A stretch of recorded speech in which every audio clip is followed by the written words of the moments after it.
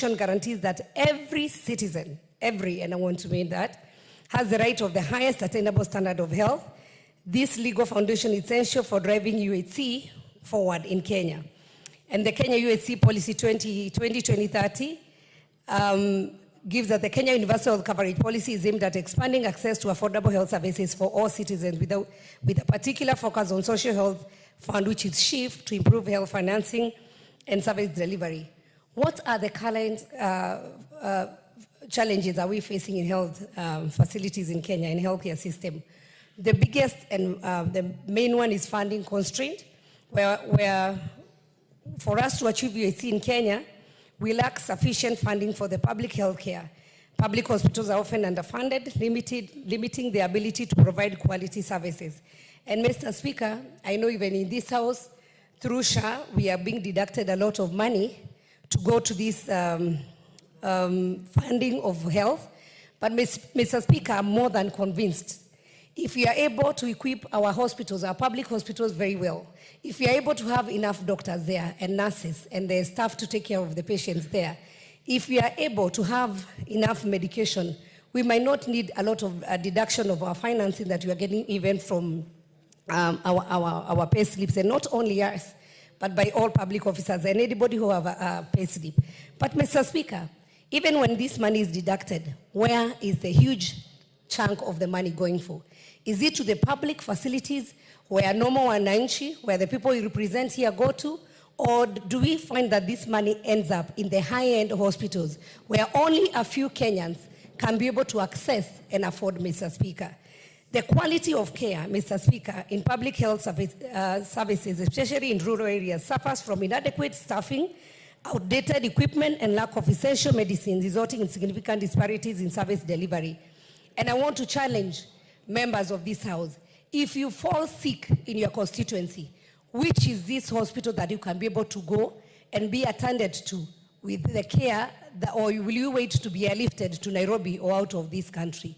Mr. Speaker, we have a chance as this house to make sure that even yourself, your siblings, even the people who are very close to you who elect you, can be able to access to quality health care with proper medication, with quality care, even at the village level, because we can have enough funding in our society. I know we have privatized a lot of healthcare, and I am not against anybody who has a health facility as a private person. They are assisting this government.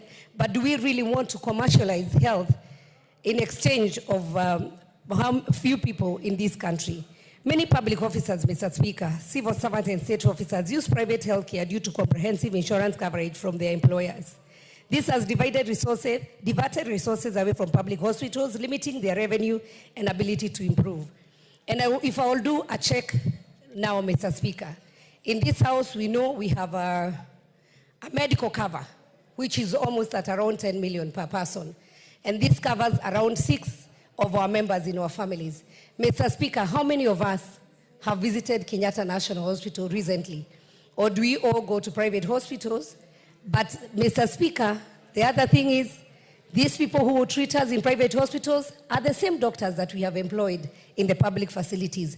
So we end up that they spend a very few minutes in the public hospitals and they rush to the private hospitals where they can make extra coin.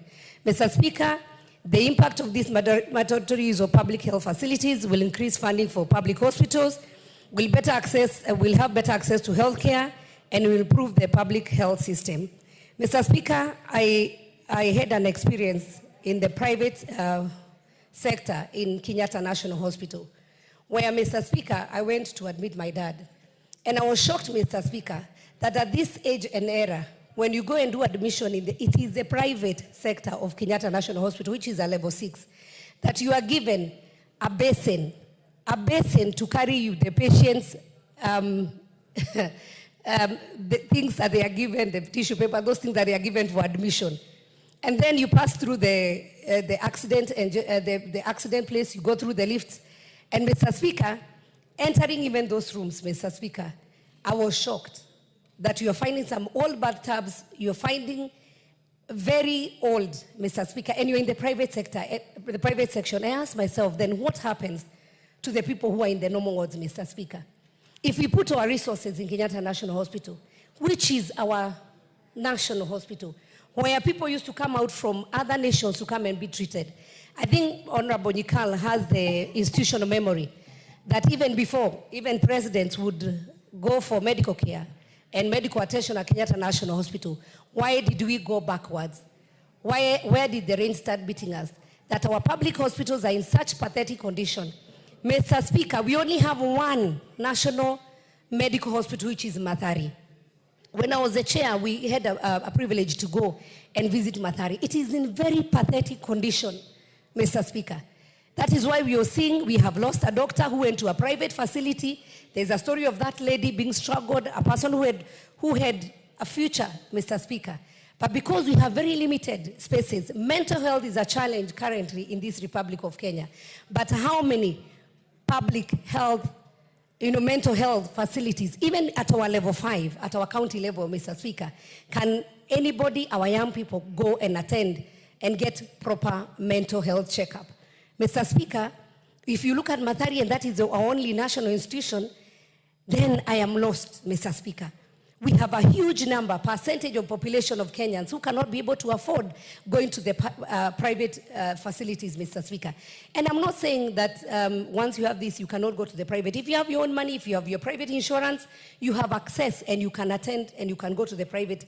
And if there's something that cannot be treated in the public hospitals, then, Mr. Speaker, that's why I've said the ministry will come up with a policy. I am not limiting anyone. But let us first support our public institution, Mr. Speaker, so that we can be able to improve. Mr. Speaker, I want to challenge members of this House because if you look at the education, we find that when we used to have the 844 system, children could go to private primary schools and they will all struggle to go to public secondary school because the public secondary schools were well managed, they had good teachers and the students were passing very well. But Mr. Speaker, we shy away from attending to our public hospitals because we are afraid we might get congestion. And why do we have congestion in these hospitals? We don't have enough doctors. We don't have enough nurses. We have had even patients being killed. There's not even good services or even security.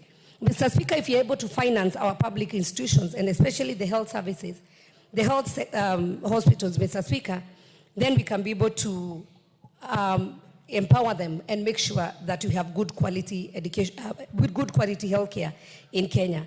Mr. Speaker, we need proper infrastructure investment and consultant parks enriched, which will improve public health services.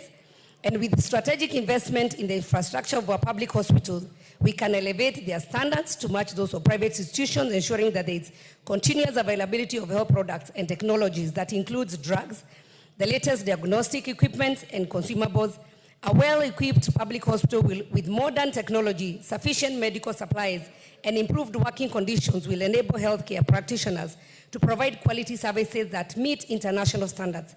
Furthermore, increasing the remuneration and incentives of medical professionals working in public hospitals to match those of their private sector counterparts will encourage them to dedicate their time and expertise to serving the public sector effectively.